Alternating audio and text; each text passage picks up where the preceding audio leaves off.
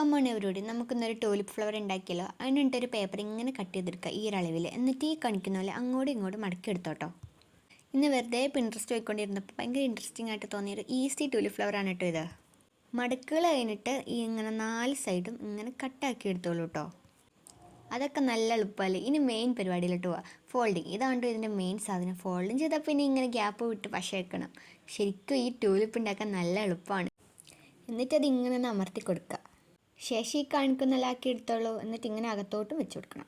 ഇനിയുള്ള പരിപാടിയൊക്കെ നല്ല എളുപ്പമാണ്. ഒരു ഗ്രീൻ പേപ്പർ എടുത്തിട്ട് ഇങ്ങനെ ചുറ്റണം. എന്നിട്ട് അത് ഒട്ടിച്ചും കൊടുക്കണം. എന്നിട്ട് ഈ കാണിക്കുന്ന ഭാഗത്തെല്ലാം ഇങ്ങനെ മുറിച്ചെടുക്കണം. ഇനി വലിയ പണിയൊന്നുമില്ല. നമ്മൾ നേരത്തെ മുറിച്ചെടുത്ത ആ ഭാഗം ഇങ്ങനെ ആക്കിയിട്ട് നമ്മൾ ടോലിപ്പോടെ ഒട്ടിച്ചു കൊടുക്കണം.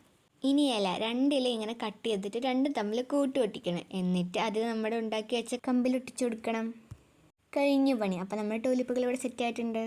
അപ്പോൾ വീഡിയോ ഇഷ്ടപ്പെട്ടിട്ടുണ്ടെങ്കിൽ ലൈക്ക് ചെയ്യാനും ഷെയർ ചെയ്യാനും മറക്കില്ല. അപ്പോൾ ബൈ.